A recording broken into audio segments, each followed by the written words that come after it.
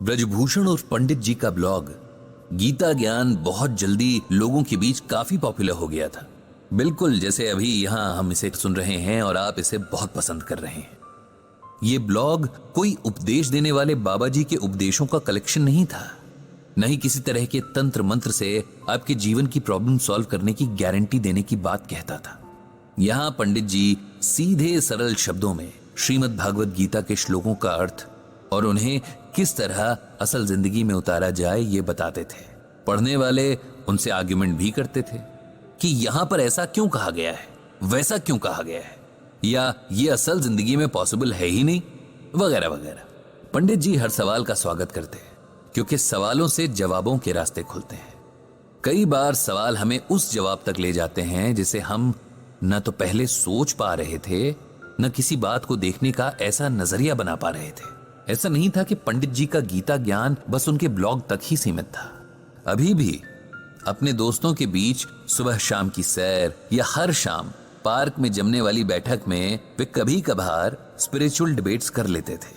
वहां भी उन सब में अक्सर मतभेद होते, लेकिन मनभेद कभी नहीं। पंडित जी के दोस्तों में एक वर्मा साहब भी थे। उनका शहर में खूब बड़ा कपड़ों का बिजनेस था जिसे अब उनके बेटे संभालते थे। वर्मा साहब ने तो अब खुद को पूजा पाठ और दान पुण्य तक ही सीमित कर लिया था। शहर की कोई धर्मशाला, कोई मंदिर, कोई सरकारी स्कूल ऐसा नहीं था जहां वर्मा साहब की दान की हुई कोई चीज ना हो। ये कैसे पता चलेगा कि कोई चीज वर्मा साहब ने दी है? तो उसके लिए वाटर कूलर, पंखे वगैरह दान की हुई चीजों पर हर दानी की तरह उसका नाम जो लिखा रहता था। रोज शाम की बैठक में वर्मा साहब अपने किए दान पुण्य की बातें करते।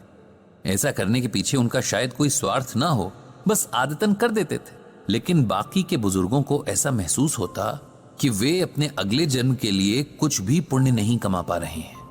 अब सब लोग वर्मा साहब की तरह तो पैसे वाले हैं नहीं, अभी भी घर की जिम्मेदारियों से घिरे हुए हैं, और दान तो कोई तब करे जब फैमिली की जरूरतें पूरी हों। वर्मा साहब की कहानी भी बड़ी इंटरेस्टिंग थी।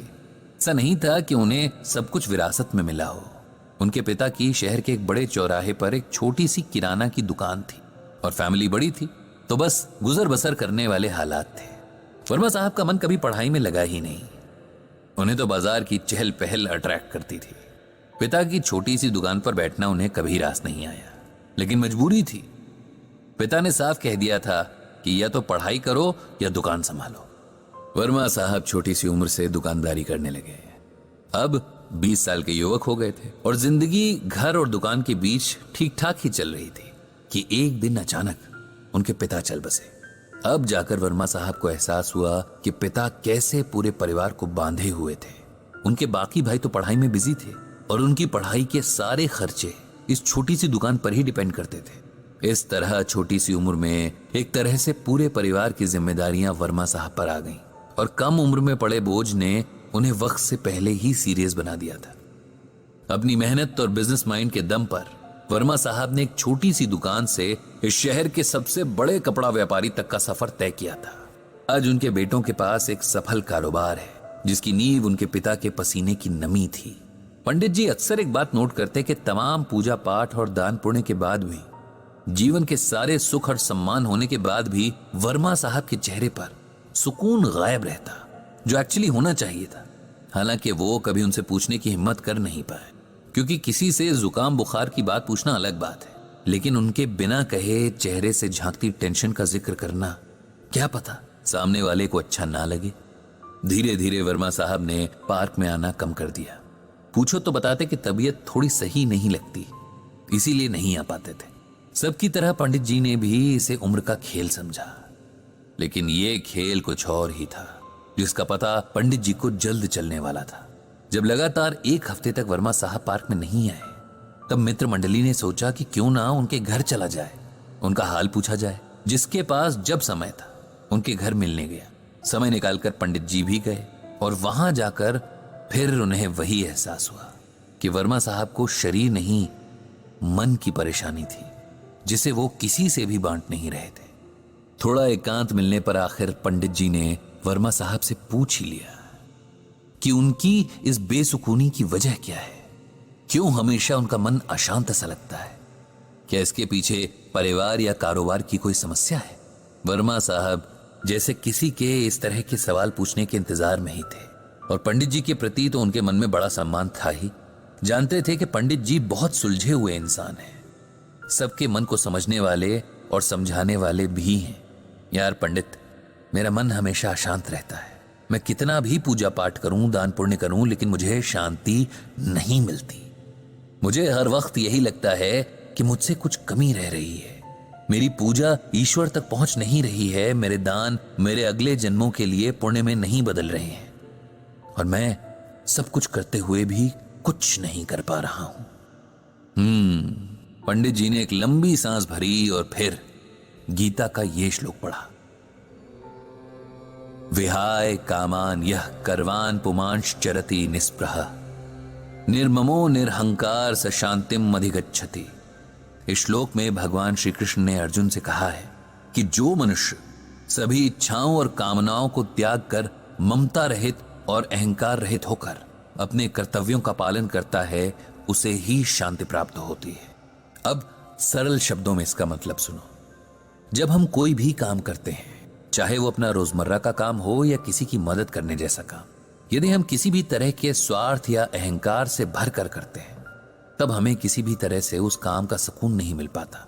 अब जैसे हम किसी की मदद करना चाहते हैं, देखा जाए तो ये बहुत अच्छा विचार है, लेकिन इसके साथ ही हम ये भी सोचते हैं कि भाई हमारी वाहवाही हो, इस मदद या दान के बदले हमें पुण्य मिले, हमारे पाप कटें। तब हम निस्वार्थ भावना से दान नहीं कर रहे। इसीलिए हो सकता है कि हमें पुण्य तो मिल जाए लेकिन शांति न मिले। ये रूल जीवन के हर काम पर लागू होता है।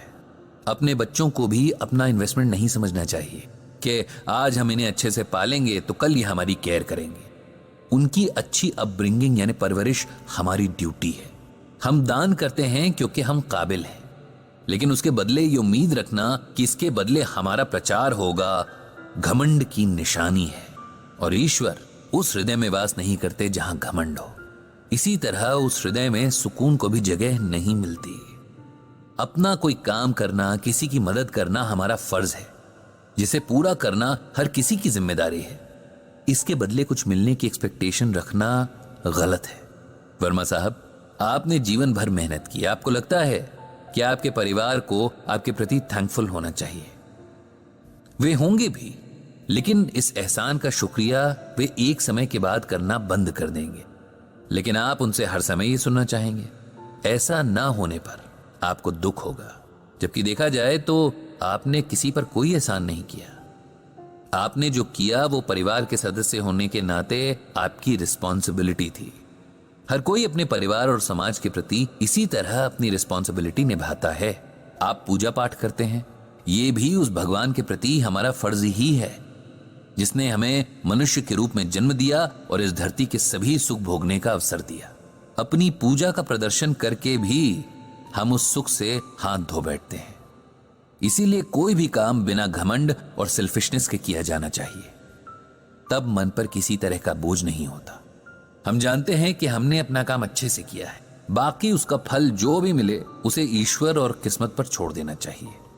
वर्मा साहब को अब समझ में आ रहा था कि कहीं ना कहीं उन्होंने आज तक जो भी किया उसमें उनका एक स्वार्थ जरूर रहा। लोगों द्वारा उनके एफर्ट्स को स्वीकारे जाने, उनका गुणगान किए जाने की इच्छा रही, और जब इसमें कहीं कोई कमी दिखी तो उनके मन का सुकून छिन गया। गीता के इस ज्ञान ने मेरी आंखें खोल दी हैं। मुझे समझ आ गया है कि शांति की राह बिना किसी अहंकार और स्वार्थ के किए काम में है। उनके चेहरे पर अब थोड़ा सुकून झलकने लगा था। देर आए दुरुस्त आए वाला सुकून। पंडित जी भी खुश थे कि आज गीता ज्ञान के कारण एक और मन को जीवन का सही रास्ता मिल गया। उन्होंने मन ही मन भगवान श्री कृष्ण और श्रीमद् भागवत गीता को प्रणाम किया और मुस्कुराते हुए अपने घर की ओर निकल पड़े। आगे आने वाले एपिसोड्स में ऐसी ही और कई सारी ज्ञान की और प्रेरणादायक बातें होंगी।